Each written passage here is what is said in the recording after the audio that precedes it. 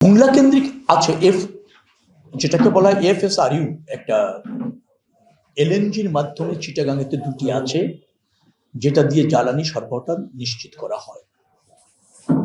জ্বালানি নিয়ে একটা সংকট বিগত 17 বছরের সরকার করেছিল, তার একটা নেতিবাচক প্রভাব আপনারা দেখতে পাচ্ছেন।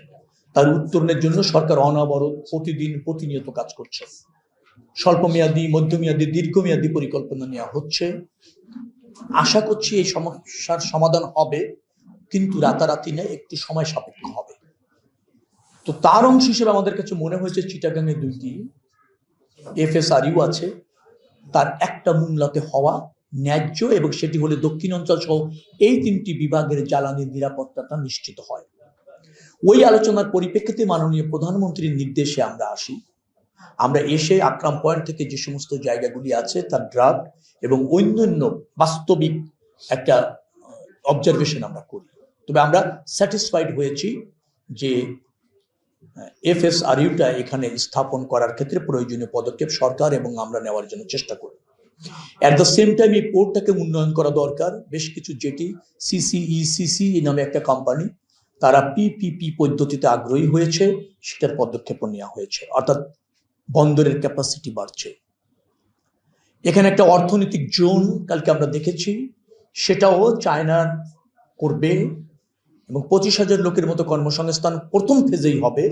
দ্বিতীয় ফেজে গিয়ে আরো 60,000 লোক সব মিলিয়ে কর্মসংস্থানের ব্যবস্থা হবে।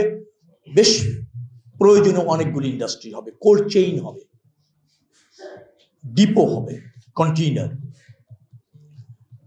এবং আমরা এটা ড্রেসিং করে 12 মিটারের সবসময় একটা নাব্যতা আমরা রাখতে চাই।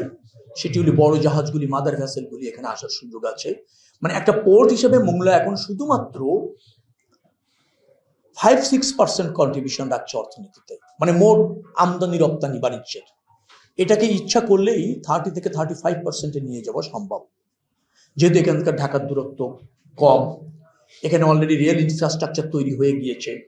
কিছুটা যদি মিসিং লিঙ্ক আছে যদি আমি যুক্ত করে দেই, আর যদি কন্টেইনার ক্যারি করার ব্যবস্থা করে দেই, তাহলে মানে অল্প খরচে পর্যাপ্তভাবে আমদানি রপ্তানি এখানে বেগবান করা সম্ভব, এবং দক্ষিণ অঞ্চলের মানুষের অর্থনৈতিক কর্মকাণ্ডে সরাসরি যুক্ত হওয়া হয়ে যাবে, কারণ সেটা নিয়ে ইন্ডাস্ট্রি হবে, অন্যান্য হাব গড়ে উঠবে।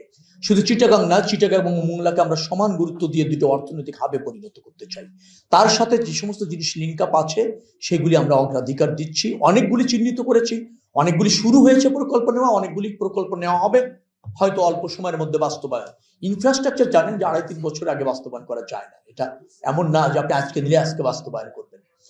তো উন্নয়নের ক্ষেত্রে দক্ষিণবঙ্গ এই সরকারের কাছে আলাদা প্রাধান্য পায়।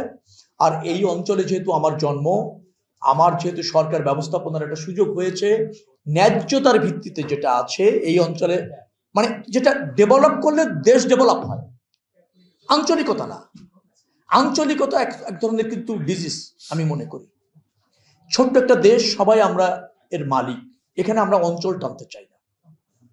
যেখানে যেটা হলে মানুষের কল্যাণ হয়, বৃহত্তর পারপাস সার্ভ হয়, দেশের অর্থনীতি সমৃদ্ধ হয়, বেকারত্ব দূর হয়, শিল্পায়ন ত্বরান্বিত হয়, আমদানি রপ্তানি বৃদ্ধি পায়, অর্থনীতি চাঙ্গা হয়, সেটাই আমাদের কাজ। যেটা মোংলা হলে ভালো মোংলা, যেটা খুলনা হলে ভালো খুলনা, যেটা বাগেরহাট হলে ভালো বাগেরহাট, আর যেটা পঞ্চগড় হলে পঞ্চগড়, যেটা বরগুনায় হলে ভালো সেটা বরগুনা। এভাবে এই সরকার দেখে। আমরা বৈষম্য চাই না, সাম্যের ভিত্তিতে পুরা রাষ্ট্রটাই আমাদের হার্ট। এই হার্টের মধ্যে আবার আপনি গুরুত্বপূর্ণ বাগেরহাট, খুলনা, মোংলা খুঁজবো না আমরা। এভাবে আমরা দেখি, দেখবেন অনেক সমস্যার সমাধান হয়েছে, পরশ্রীকাতরতা দূর হয়েছে, সাম্য তৈরি হচ্ছে, সমন্বয় তৈরি হচ্ছে। বাসে আছেন জামাত থেকে নির্বাচিত মেম্বার অফ পার্লামেন্ট আছেন এখানে, এট দ্য সেম টাইম জেলা পরিষদের প্রশাসক আছেন, জেলা বিএনপির সভাপতি আছেন। আজকে সারাদিন আমরা একসাথে, আমাদের লক্ষ্য এক, পথ হয়তো ভিন্ন হবে, ইচ্ছার ভিন্নতা থাকবে, প্রতিযোগিতা থাকবে এগিয়ে যাওয়ার। তুমি যতটুকু ভালো করেছো অন্য দল চাইবে আরো ভালো করে, জনগণের সমর্থন নেওয়ার, কিন্তু বিভাজন না, অনৈক্য না, সংঘাত না, নিধন না, যেটা ফ্যাসিবাদের আমলে হয়েছে এবং তাদেরকে দেশ ছেড়ে চলে যেতে হয়েছে। রাজনৈতিক পৌরতার থেকে উত্তরণ চাই। এবং রাজনীতির ভাগ্য নির্বাহন জনগণের উপর ছেড়ে দিতে চাই। আর আমরা যারা পলিটিশিয়ান, আমরা যারা রাষ্ট্র ব্যবস্থাপনায় আছি, তারা জন আকাঙ্ক্ষা ধারণ করে সাংবাদিকদের দেখা পথে সেই উন্নয়নের পথ অগ্রসর হতে চাই। তাহলে সমস্ত জাতি ফাংশন করে। সেটাই হচ্ছে আমাদের ইচ্ছা, সেটাই হচ্ছে আমাদের আপনার অগ্রযাত্রার এক্সপ্রেসওয়ে।